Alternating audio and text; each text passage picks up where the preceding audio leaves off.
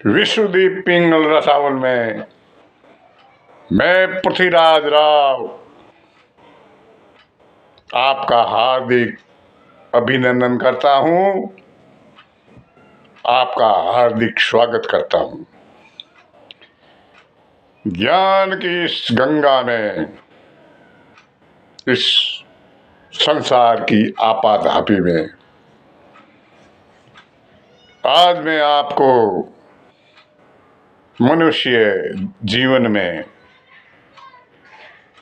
कैसे लोग होते हैं और क्या क्या समय के कालखंड में ऊपर नीचे ऐसे उनका जीवन गुजरता है।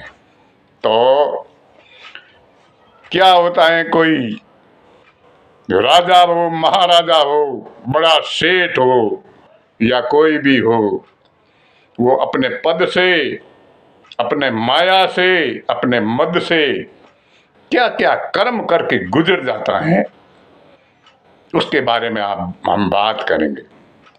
जैसे कबीरदास जी ने एक दुआ कहानी कि जल बल नल ऊपर चढ़े। जल मतलब पानी,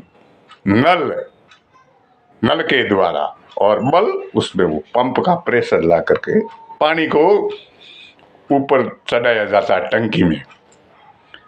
मतलब उनके, मैंने जो बात बताई नहीं, उनके पद और जो मायापति है, अरबपति है, खरबपति है,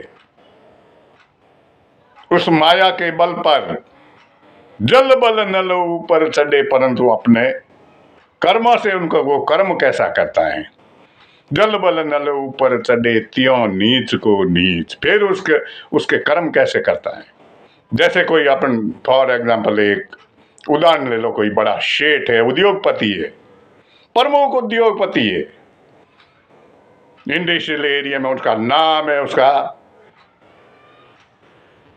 नाम है, परंतु उस सेठ को मालूम होना चाहिए कि जो कंपनी, जो फैक्ट्री चल रही है, जिससे मैं मायापति बना हूं, जिससे मेरा नाम है, उसके फाउंडर मेरे कर्मचारी है, मेरे मजदूर है, जो अपने खून पसीने की मेहनत से कमाई करके मेरे को इतना शिखर पे चढ़ा दिया है, परंतु वो अपने मद में भूल जाता है। तो वो कभी कभी ऐसा होता है कि उनकी विचारों की, सभी की कर्मचारियों की मांगे होती है, हमारी तनख्वाह बढ़ना चाहिए, हमारी ग्रेजुएटी बढ़नी चाहिए, ये बढ़ना चाहिए, हमें बोनस मिलना चाहिए, इसके करके हड़ताल पर बैठ जाते हैं। तो वो मद में चढ़ा हुआ शेठ उद्योगपति अपने साम दाम दंड भेद और अपने अमचों चमचों मैनेजरों, मैं आपको जो बात कर रहा हूं, जो समझने वाले समझते हैं, वो कहते नहीं, हलवा जीमते हुए दांत घसी दे तो घसी न दे।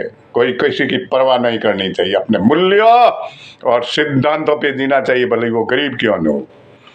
वो उनके हड़ताल करते हैं तो साम दाम दंड भेद से उनके ऊपर मुकदमे करवा देते हैं, उसको प्रताड़ित करते हैं, झूठे मुकदमे दर्ज कराते हैं, और धीरे धीरे धीरे करते हुए उनके हक हकूक़ का हनन करते हैं।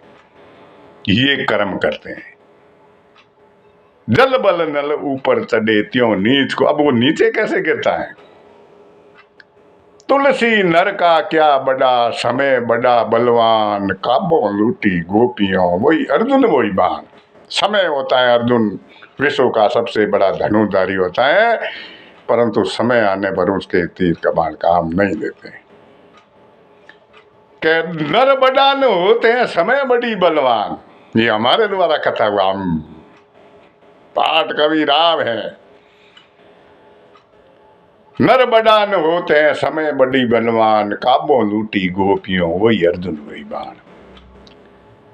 उनके अंदर किए हुए कर्मों से उनको अब कभी कभी ऐसा समय आ जाता है, ऐसा समय आता है जो उनको कई 10 गुना उनके कर्मों का फल उसको भोगना पड़ता है। मेरे प्रेमियों, आपको कोई इसमें कोई पछतावा करने की जरूरत नहीं है। पछतावा करते रहेंगे, भगवान हजारों हाथों के धनी परम पिता परमेश्वर सबके पालनहार है। वो ऊपर बैठे बैठे एक एक चीज का न्याय करते हैं, एक एक कर्म का न्याय करते हैं, एक एक जो कुछ किया उसका सारा हिसाब करते हैं। वो हिसाब किताब उनके पास है, आपको चिंता करने की जरूरत नहीं है। अब मैं तो कवि हूँ, मेरे को हम तो हमारी रचना, हमारे जो जचे जैसे कहते हैं करते हैं। जहाँ नवी नहीं पहुंचे रवि वहां पहुंचे कवि।